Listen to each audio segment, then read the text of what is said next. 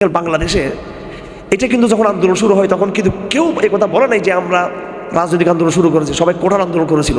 হঠাৎ রক্ত যখন পড়া শুরু হলো, আমাদের ছাত্রদের প্ল্যান ছাড়াই, রাজনীতিবিদদের কোনো সহযোগিতা ছাড়াই, বিদেশি প্রভুদের কোনো ইঙ্গিত ছাড়াই কিন্তু একদম এটা প্রাকৃতিকভাবে আল্লাহর হুকুমে সেটা কিন্তু স্বৈরতন্ত্রের পথের দিকে চলে গেছে, এমনি চলে গেছে। এক দফা কিন্তু প্রথম থেকে ঘোষণা হয় না। কথা মিলতেছে কিনা এগুলো একদম আল্লাহর ইচ্ছা হয়েছে বাংলাদেশে নাকি এটা খুব প্ল্যান করে সবাই নামছে, এখানে ঘোষণা দিয়ে নামছে, এক দফা এক দাবি, হাজিরা চলে যাবে। মোটেও না, কেউ কল্পনা করো নাই, কেউ কল্পনা করো না, এটা ছাত্ররা তো কল্পনা করো, কেউ কল্পনা, আর্মি কল্পনা করো নাই, হাজিরা নিজেও কল্পনা করো নাই। হাজিরা কল্পনা করলো উনি কি ওই কাতাল মাছ রান্না করে দুপুরের জন্য খানার ব্যবস্থা করতেন তিনি? এগুলো কোনো করতেন না। আর জনগণ কয়টা নামছে? চিটাঙে একটাও না, মানে ওই দিনও না, মানে চিটাঙে। এবং শেষের দিকে আমরা ভালো মার খেয়েছি, চট্টগ্রামে নামতে পারে না, চিটাঙে। ঢাকাতে কিছু আন্দোলন হয়েছে, বাংলাদেশে কোথায় নামছে? ওই দিনও পুলিশের দাপট ছিল, পুলিশের ওই দিনও একদম সকালে পরিপূর্ণ। আমাকে ওই দিনও গোয়েন্দা সংস্থা রাত 2টা বাজে ঘুম থেকে ওঠে আমার মানে বিরক্ত করছে আমাকে, যে হেফাজতের ব্যাপারে আপনি কেন দিলেন, বিরক্ত করছে গোয়েন্দা সংস্থা। ওরা তো কল্পনা করো নাই, অথচ 8 ঘন্টা পরে তার গোয়েন্দাগিরি শেষ, কল্পনা করেছে। তো এত বড় একটা আল্লাহর অবদান, এরপরেই এই জাতি কি শুরু করলো? টেকনাফ থেকে তেঁতুলিয়া ওয়ার্ল্ড রাইটিং ভরে গেছে, একটা জায়গায় আল্লাহর নাম নাই। তো এটা হচ্ছে বিপদের আলামত। সামনে আর একটা বিপদের আলামত, এটা কোরআন পার্সপেক্টিভ। আসুন, আমি সূরা ফাতিহাতেও যাওয়ার আর সময় নাই, সংক্ষেপে বলে দিচ্ছি। আউযু বিল্লাহি মিনাশ শাইতানির রাজিম, বিসমিল্লাহির রহমানির রহিম। আপনি একটু আমার সাথে পড়েন, আলহামদুলিল্লাহ। আউযু বিল্লাহি মিনাশ শাইতানির রাজিম, বিসমিল্লাহির রহমানির রহিম। আলহামদুলিল্লাহি রাব্বিল আলামিন, الرحمن الرحيم، مالك يوم الدين، إياك نعبد وإياك نستعين، اهدنا الصراط المستقيم، صراط الذين أنعمت عليهم غير المغضوب عليهم ولا الضالين।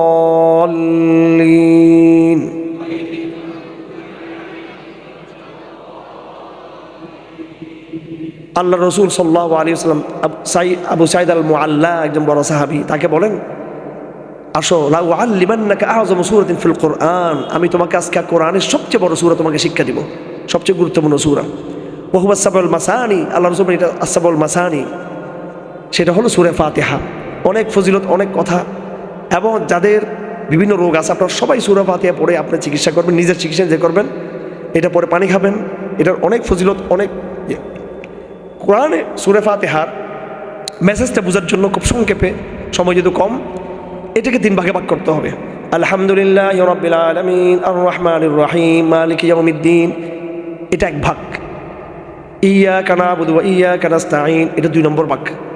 ইহদিনাস সিরাতাল মুস্তাকিম, সিরাতাল্লাযীনা আন'আমতা আলাইহিম গায়রিল মাগদুবি আলাইহিম ওয়ালাদ-দাল্লিন, এটা 3 নম্বর ভাগ। সূরা ফাতিহার কয়টা ভাগ? 3টা ভাগ। প্রথম ভাগটাতে আল্লাহ পাকের সত্তা, আল্লাহর গুণাবলী, এগুলোর বিবরণ, এটা আপনারা দেখে নেবেন। আল্লাহ পাকের তাওহীদের রুবুবিয়ত, তাওহীদের জাত ও সিফাত, আল্লাহ পাক সুবহানাহু ওয়া তাআলা নিজের তাওহীদের সমস্ত রকম বর্ণনা, বিবরণ এখানে নিয়ে আসছেন আল্লাহ পাক সুবহানাহু ওয়া তাআলা। তাওহীদের রুবুবিয়ত, উলুহিয়ত, সিফাত, আল্লাহ রব হিসাবে, এলাহ হিসাবে, গুণাবলী অধিকারী হিসাবে। আলহামদুলিল্লাহ রব্বুল আলামিন, এখানে সারা জগতের কথা বলা হয়েছে।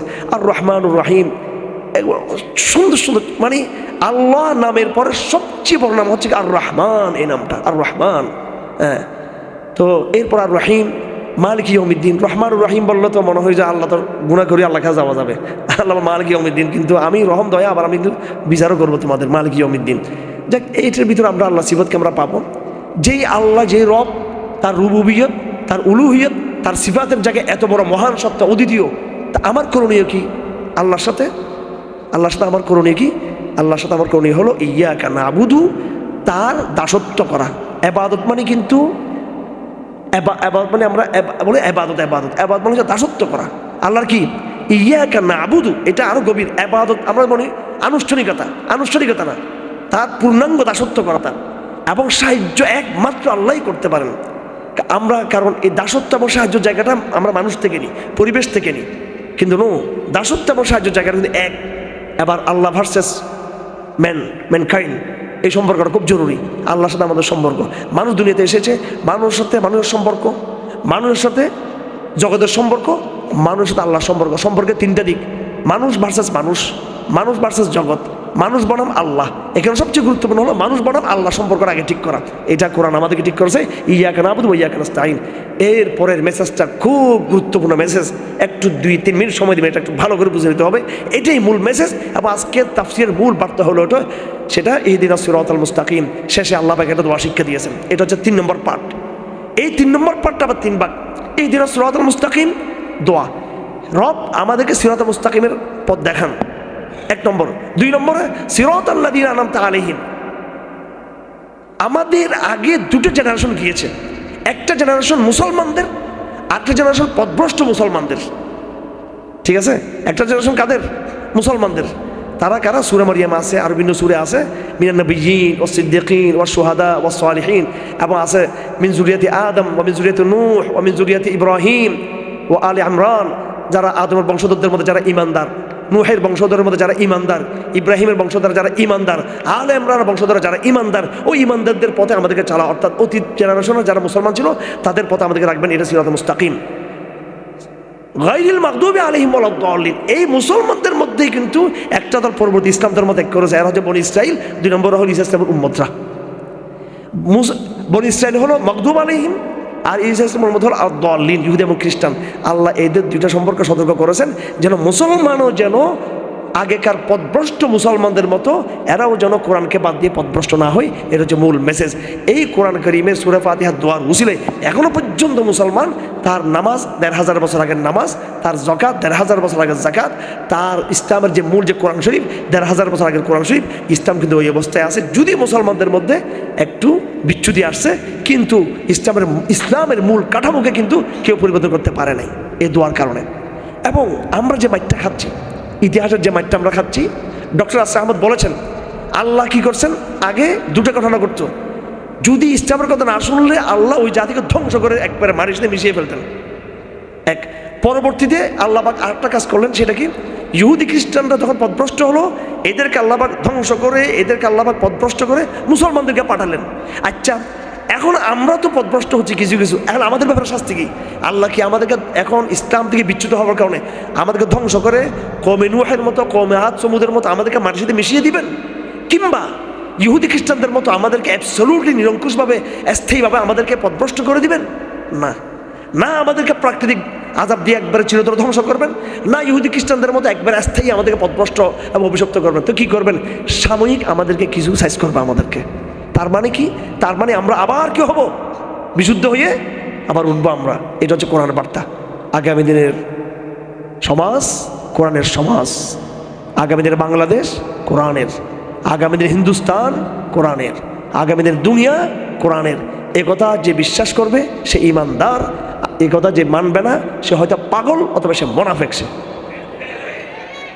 সে কথা পরিষ্কার। আসুন আসুন আমরা লড়াই শুরু করি। কি লড়াই? নিজের সাথে, নিজের নফসের সাথে। নিজের নফসকে পরাজিত করে কোরআনকে বুকে টানি, মোবাইলটাকে দূরে রাখি। আমরা কম্বলটাকে ছেড়ে দিয়ে, পারিপার্শ্বিককে ছেড়ে দিয়ে আমরা মসজিদ মুখে আবার চেষ্টা করি। মসজিদে, হে তরুণ প্রজন্ম ভাইরা যারা যেখানে আছেন, মসজিদকে আপনার যাবতীয় কর্মকাণ্ডের, এটাকে আপনার সদর দপ্তর, দুর্গ হিসেবে গড়ে তুলুন। আপনার স্কুলে, কলেজে, বিশ্ববিদ্যালয়ে কোরআনের আওয়াজকে তুলুন। আল্লাহ তো ফেরাউনকে দূর করেছে, এবার এই জাতিকে কোরআনের দাওয়াত দিন। এটাই সুযোগ। রাজনীতি পরে রাখেন, রাজনীতির বাপ হচ্ছে দাওয়াত। দাওয়াত শক্তিশালী হলে রাজনীতি সহজ হবে, দাওয়াত বিরোধী রাজনীতি অনেক কঠিন হয়ে যাবে। এরপরে এই কোরআনের যখন সমাজ তৈরি হবে, আমরা প্রেসার গ্রুপের ভূমিকা থেকে পুরো সমাজ বিপ্লবের মাধ্যমে রাজনৈতিক প্রেসার তৈরি করে একসাথে একটা বিপ্লব ঘটে যাবে কোরআনের। তখন কিন্তু এখানে আওয়ামী লীগ সংগ্রহণ করবে কিনা, সবাই তো তখন মুসলমান হয়ে গেছে, আর অন্যরা ডাল হয়ে গেছে, তখন মিশে গেছে। বিপ্লবের তোড়ে কেউ ঠিক পানা, সেরকম বিপ্লবের তোড়ে এই কাফেলায় সব অন্তর্ভুক্ত হবে, অন্যরা ধ্বংস হবে। এটাই চূড়ান্ত বিপ্লব। এবং ইসলাম কোনো জাতীয়তাবাদী সীমাবদ্ধ নয়। কোরআনের এই আওয়াজ পুরো ভারতবর্ষ জুড়ে এই জাগরণ আমাদেরকে শুরু করতে হবে ইনশাআল্লাহ। এটা 4টে কোনো কথা না। আল্লাহ পাক এই কোরআনের কাফেলাকে বাবরি মসজিদে একত্রিত হওয়ার তৌফিক দান করুন। এই কোরআনের কাফেলার অভিযান এলাকার পাড়া মহল্লা থেকে শুরু হবে, এবং আমাদের পরবর্তী প্রজন্ম দিল্লিতে, তেল আবিবে, ওয়াশিংটনে, চীনের রাজধানীতে গিয়ে যেন তারা কোরআনের দ্বারা দিতে পারে। সেটা হবে ইনশাআল্লাহ। আগামী 40-50 বছরের ভিতরে পৃথিবীর মানচিত্র নতুনভাবে পরিবর্তন হয়ে যাবে ইনশাআল্লাহ আজিজ। এবং সে আপকামিং যে ম্যাপ যেটা হবে, আসন্ন যে মানচিত্র, সেটা কোরআনের মানচিত্র হবে ইনশাআল্লাহ আজিজ। ওই হিম্মত রেখেই আমরা কাজ শুরু করব। আমি ওই চ্যাপ্টারটা আনি নাই আপনাদের সামনে, যেখানে আল্লাহ পাক বিজয়ের ওয়াদা দিয়েছেন। অগণিত আয়াত, অগণিত সূরার মধ্যে আল্লাহ পাক বলেছেন এটা বিজয়ের মিশন। ওগুলো এখন বলি না, পরে বলবো। বিজয় শুধু রাজনৈতিক ভবিষ্যৎবাণী নয়, বিজয়টা আকীদার পার্ট।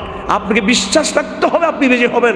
আপনি যদি বিশ্বাস যদি না করেন যে কোরআন বিজয় হবে না, তাহলে আপনার নেফাকের সমস্যা আছে আপনার মধ্যে। আল্লাহ পাক বিজয়ের বিশ্বাসীদেরকে পরিপূর্ণ কোরআন দিকে প্রত্যাবর্তন তৌফিক দান করুন। ওয়া আখিরু দাওয়ানা আলহামদুলিল্লাহি রাব্বিল আলামিন।